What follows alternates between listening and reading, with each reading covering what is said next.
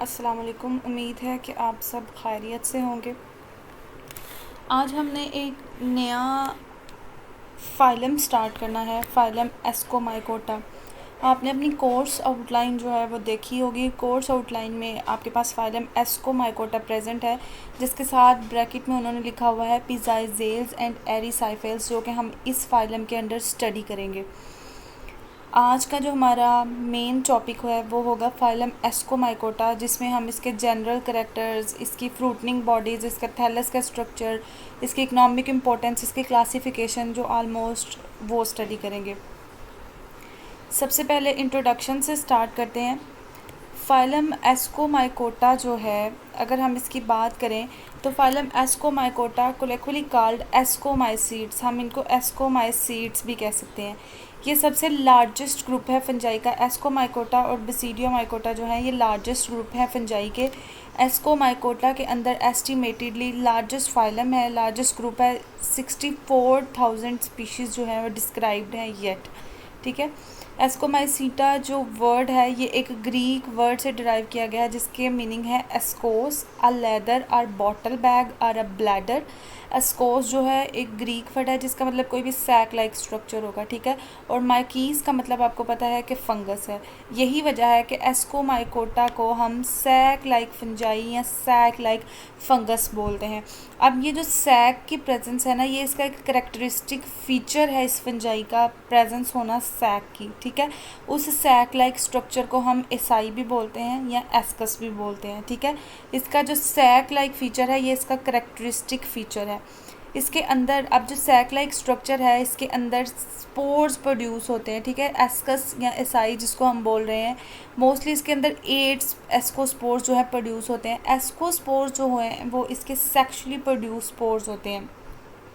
Come to the diagram, हम SI का structure देखते हैं। अगर हम एसआई के स्ट्रक्चर की बात करें तो हमारे पास जो एसआई का स्ट्रक्चर है ये एक एसआई का स्ट्रक्चर है। फॉर एग्जांपल ये डिफरेंट शेप्स में हो सकते हैं। एसआई जो है वो डिफरेंट शेप में प्रेजेंट हो सकते हैं। ये सिलेंड्रिकल है, ये स्लाइटली ओब्लोंग्ड है, ग्लोबोज है। ठीक है।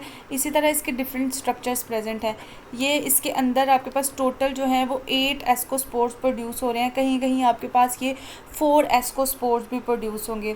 एक और चीज़ जो हम यहाँ पे देखेंगे, एस्काई का जो स्ट्रक्चर है ये देखें, यहाँ पे ये यूनिट्यूनिकेट है, सिंगल लेयर्ड है, ये भी सिंगल लेयर्ड है। जबकि हमारे पास यहाँ पे 2 लेयर्स प्रेजेंट हैं, ये हमारे पास बाई ट्यूनिकेट एसाई है। ठीक है। यूनिट्यूनिकेट एसाई भी होंगे, बाई ट्यूनिकेट एसाई भी होंगे। ये एसाई के डिफरेंट स्ट्रक्चर्स हैं। उसके बाद जी हम इसके हैबिटेट की बात कर लेते हैं। तो हैबिटेट जो है फंजाई का, अगर हम एस्कोमाइकोटा का बात करें तो इसका हैबिटेट जो है वो वेरी करता है। सबसे पहले तो हम फ्रेश वाटर हैबिटेट की बात करेंगे। फ्रेश वाटर का आप सबको ही पता है कि फ्रेश वाटर हैबिटेट क्या है। ठीक है। फ्रेश वाटर के अंदर पाए जाते हैं। उसके अलावा इसके बहुत सारे जो मेंबर्स हैं वो मेरीन इन्वायरमेंट के अंदर या मेरीन इकोसिस्टम के अंदर पाए जाते हैं। तो मेरीन इन्वायरमेंट आपको पता है ऐसा इन्वायरमेंट होगा जिसके अंदर हाई सॉल्ट कंसनट्रेशन होगी। ठीक है। तो बहुत सारे जो हैं वो मेरीन इन्वायरमेंट के अंदर पाए जाते हैं। बहुत सारी जो स्पीशीज़ हैं वो टेरेस्ट्रियल स्पीशीज़ हैं। टेरेस्ट्रियल स्पीशीज़ का मतलब है कि ये हमारी अर्थ क्रस्ट का, सॉइल का बहुत इंपॉर्टेंट पार्ट है। ठीक है। बहुत इंपॉर्टेंट पार्ट है सॉइल का। उसके बाद बहुत सारी जो हमारे पास स्पीशीज़ हैं पैरासिटिक हैं, जो कि पैरासाइट्स के तौर पे पाई जाती हैं कुछ प्लांट्स के ऊपर। Some grow on plant, some grow and animals. ठीक है। एनिमल और प्लांट्स दोनों के ऊपर जो है पैरासाइट्स के तौर पे पाई जाती हैं। सेप्रोबिकली बहुत सारी स्पीशीज़ जो हैं एस्कोमाइसीड्स की ग्रो करती हैं। सेप्रोबिकली ग्रो करने का मतलब है कि ये अपनी फूड जो है वो डेड ऑर्गेनिक मैटर से लेती हैं। ठीक है। अपनी न्यूट्रिएंट्स की जो रिक्वायरमेंट है उसको डेड ऑर्गेनिक मैटर के थ्रू जो है पूरा करती हैं, और डेड ऑर्गेनिक मैटर की ब्रेक डाउन करते हैं with the presence of different enzymes. जो एंजाइम्स हैं, एक्स्ट्रा सेलुलर एंजाइम्स जो होते हैं आउटसाइड द बॉडी, कुछ एंजाइम्स को जो है ये डाइजेस्ट करते हैं, सिक्रीट करते हैं, और वो एंजाइम जो हैं ऑर्गेनिक मैटर को डाइजेस्ट करते हैं, और एज अ रिज़ल्ट ऑर्गेनिक जो मैटर होता है उसकी ब्रेक डाउन होती है और ये अपनी फूड जो है उसको लेती हैं। बहुत सारी स्पीशीज़ ऐसी हैं जो डंग ऑफ एनिमल्स पे ग्रो करती हैं, उनको हम कहते हैं कोप्रोफिलस। कोप्रोफिलस ऐसी हैं that will grow on the Dang of animal. बहुत सारी स्पीशीज़ ऐसी हैं जो बार्क ऑफ ट्रीज़ वगैरह पे ग्रो करती हैं, that may live on the bark of tree, they are known as corticolous. उसके बाद हमारे पास आ जाती हैं लिग्निकोलस।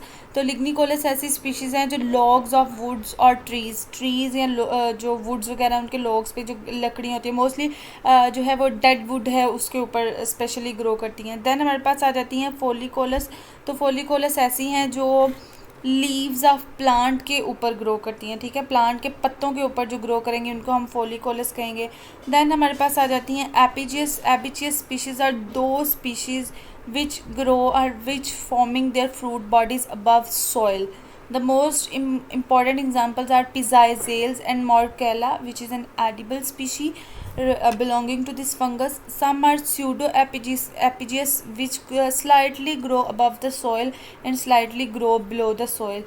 These are pseudo-epigeous. ये central condition आ जाती है. False, basically pseudo mean false.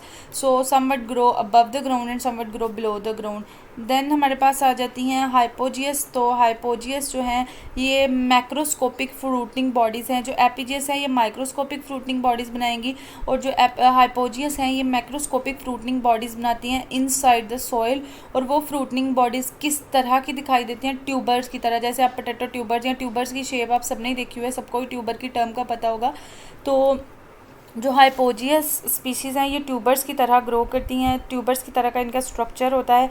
ये इवन कि इनका ट्यूबर जो है इनका जीनस भी है, ठीक है। तो इसकी बहुत सारी स्पीशीज़ जो हैं वो एडिबल भी हैं। माइकोराइज़ा कुछ एंडोमाइकोराइज़ा के तौर पे ग्रो करती हैं, कुछ एक्टोमाइकोराइज़ा के तौर पे ग्रो करती हैं। कुछ लाइकन्स हैं, लाइकनियस ग्रो करती हैं। लाइकनियस एसोसिएशन जो है फंजाई और ब्लू ग्रीन एल्जी की जो एक बहुत म्यूचुअलिस्टिक सिम्बियोटिक एसोसिएशन है उसके तौर पे ग्रो करती हैं।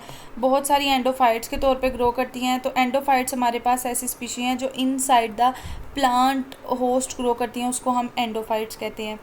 उसके बाद हम इसकी कुछ एग्जांपल्स को डिस्कस करेंगे। तो एग्जांपल्स में हमारे पास सबसे पहली एग्जांपल आ जाती है वो है मोरल्स, ठीक है।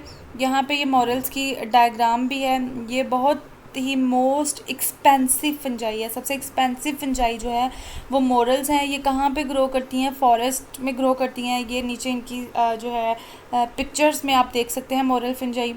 उसके बाद हमारे पास आ जाते हैं ट्रफल्स। तो ट्रफल्स जो हैं ये हमारे पास ऐसी स्पीशीज़ हैं जो पोटैटो ट्यूबर की तरह ग्रो करती हैं। तो यहाँ पे अगर आप इसकी डायग्राम देखें तो ये देखें ये ट्यूबर्स की तरह ऐसे लग रहा है जैसे पोटैटो का कोई ट्यूबर हो या पोटैटो हो। तो ट्यूबर्स की तरह ये स्पीशीज़ ग्रो करती हैं। जीनस नेम जो है वो इसका ट्यूबर है, मोस्टली हाइपोजियस फॉर्म ऑफ फंजाई है। और ये जो ट्यूबर लाइक फंजाई है इसको एनिमल्स के थ्रू कलेक्ट किया जा सकता है किसी भी फॉरेस्ट से या जिस भी प्लेस पे ये ग्रो करते हैं। क्यों? क्योंकि जो ये फंजाई है ये स्पेशल टाइप ऑफ हार्मोन्स जिनको कि फेरोमोन्स बोलते हैं वो स्क्रीट करते हैं। और उसके नतीजे में क्या होता है कि जो डॉग्स हैं उनकी स्मेलिंग पावर बहुत ज़्यादा होती है, तो वो स्मेल करके इसको जो है आइडेंटिफाई कर सकते हैं। उसके बाद हमारे पास आ जाती है ब्रेवर्स यीस्ट। तो ब्रेवर्स यीस्ट में आपके पास सैक्रोमाइसीस की स्पीशीज़ आ जाती हैं जिनको हम यीस्ट वगैरह बनाने के लिए यूज़ करते हैं। यीस्ट लाइक फंगस है। ये बडिंग जो है यहाँ पे ये देख लें, यहाँ पे ये एक पिक्चर में ब्रेवर्स यीस्ट सैक्रोमाइसीस सर्विसाई। तो ये बडिंग लाइक फंजाई है जो फिलामेंटियस फॉर्म से बड लाइक फॉर्म में ग्रो करती है। ये हमारे पास ब्रेवर्स यीस्ट है। उसके बाद हमारे पास एक और बहुत इम्पोर्टेंट और इंटरेस्टिंग सा पार्ट है इस फंजाई का, that is dead man's finger. Dead man's finger ये देखें, ये आपको बिल्कुल हाथ की तरह की अपेरेंस जो है वो नज़र आ रही होगी डेड मैन फिंगर्स की। तो ये सबसे अगलीस्ट फंजाई है, most ugliest fungi is dead man finger.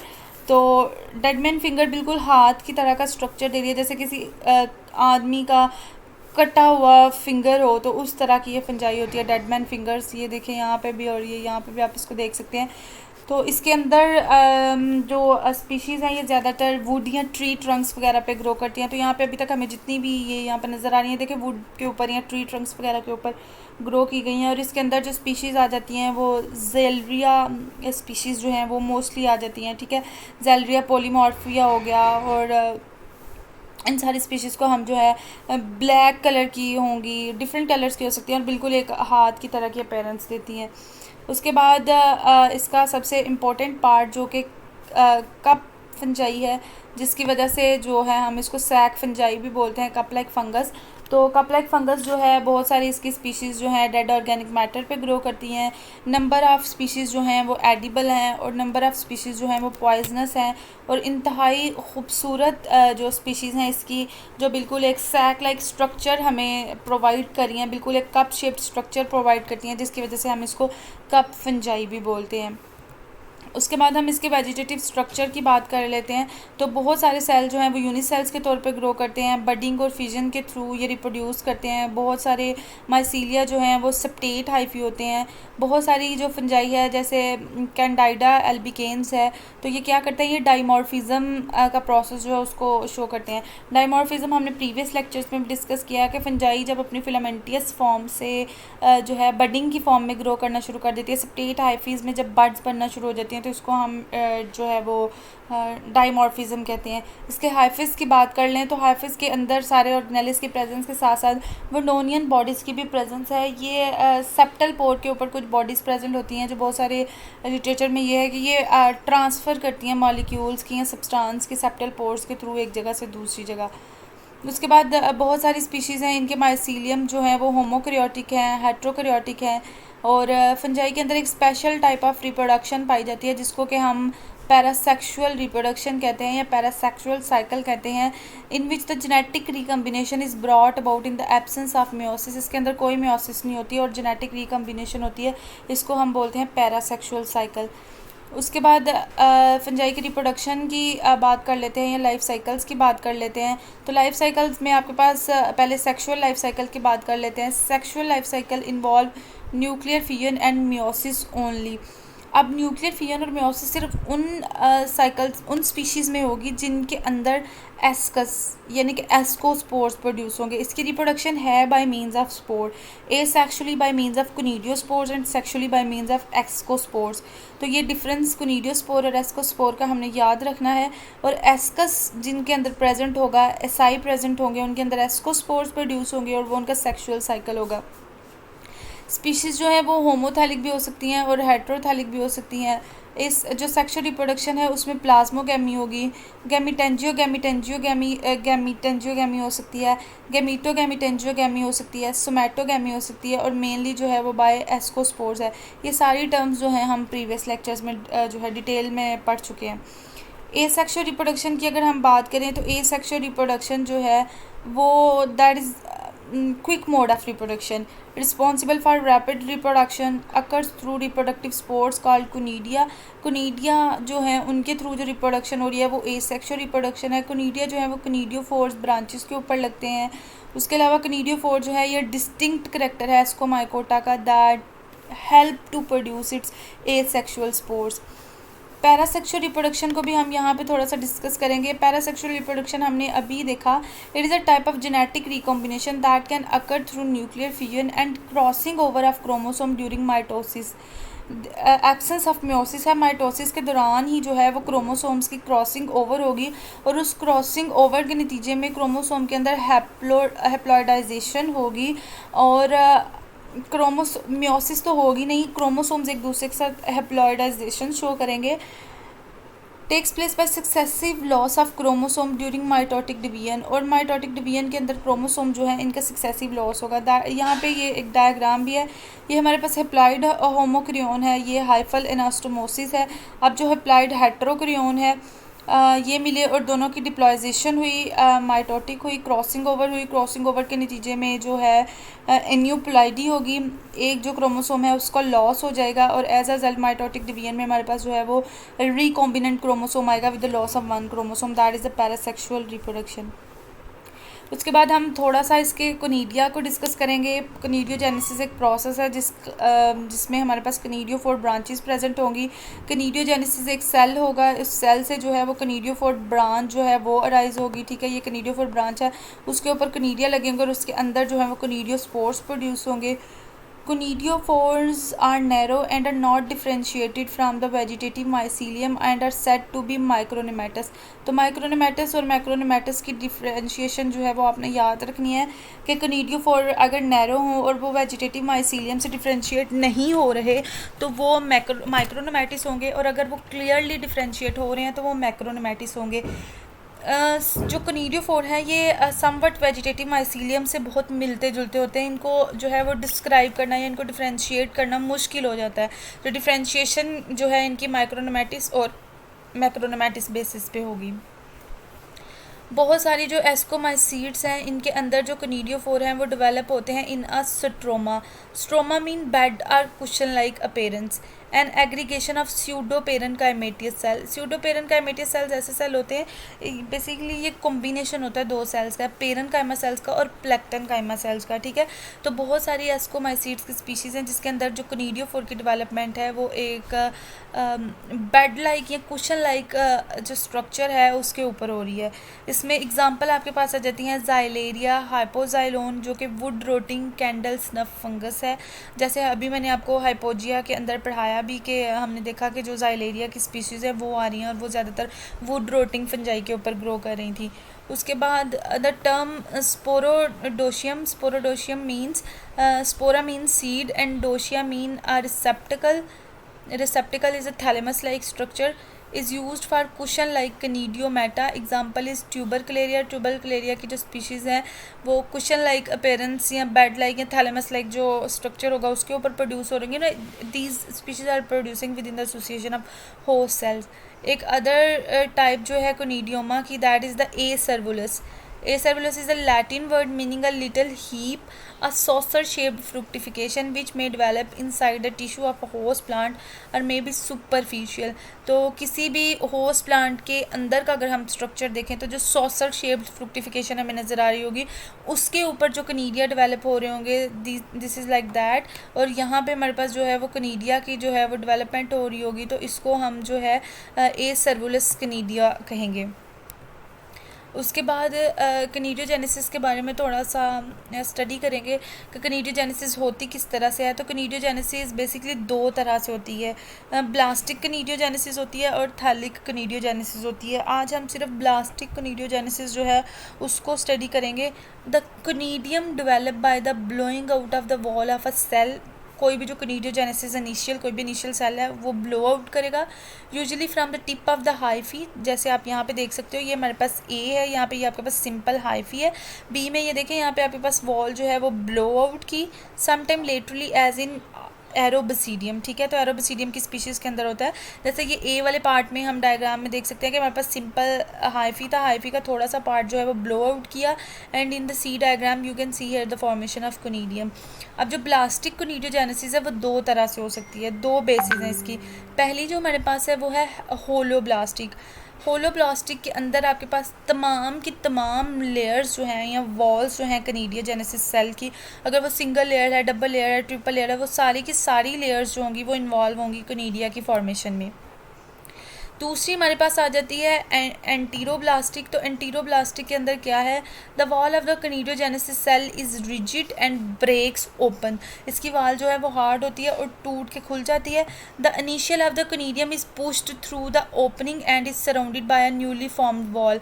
यानी कि आपके पास ये जो वॉल है ये यहाँ से कट जाएगी, ब्रेक करने के बाद जो यहाँ से ये हमारे पास जो वॉल है ये ब्रेक कर गई, ये ब्रेक पोर्शन है, तो यहाँ से मटीरियल बाहर निकलेगा जो है पुश हो जाएगा ओपनिंग के थ्रू बाहर, और बाहर निकल के ये दोबारा एक नई वॉल जो है उसको जनरेट कर लेगा। तो ये हमारे पास हो जाएगी एंटीरोब्लास्टिक। एंटीरोब्लास्टिक डेवलपमेंट जो है वो फर्दर दो तरह की है, फाइलेडिक है एंड एनालिडिक है। इसको भी हम अभी देखेंगे।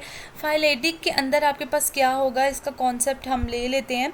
फाइलेटिक डेवलपमेंट में आपके पास क्या होगा कि कोई भी जो कनीडियोफोर की ब्रांच है वो एक्सपैंड करेगी और यहाँ पे एक जो है वो इनिशियल सेल बनाएगी जिसको कि हम फाइलिडा इनिशियल सेल कहेंगे, ठीक है। ये जो सेल होगा ये क्या करेगा, ये सेल जो ही कनीडिया इनिशियल सेल बन जाएगा तो ये सेल अपने बाहर ना एक वॉल जो है उसको डेवलप कर लेगा, ठीक है। उसके बाद जो वॉल है वो डेवलप हो गई। वॉल डेवलप होने के बाद थर्ड स्टेप में आपके पास सेप्टम की डेवलपमेंट हो जाएगी। यहाँ पे जो पहला आपके पास कनीडिया बना है उसके अंदर सेप्टम की डेवलपमेंट हो जाएगी। वो जो कनीडियम की डेवलपमेंट है, सेप्टम की डेवलपमेंट है, वो ऊपर चली जाएगी और नीचे वाले वहाँ पे दोबारा वही प्रोसेस स्टार्ट हो जाएगा। दोबारा एक इनिशियल सेल जो है वो डेवलप होना शुरू हो जाएगा। इसको हम कहेंगे बेसिपिटल सक्सेशन, यानी कि जो पहले बना वो ऊपर चला जाएगा और जो बाद में बनेगा वो नीचे आएगा, ठीक है।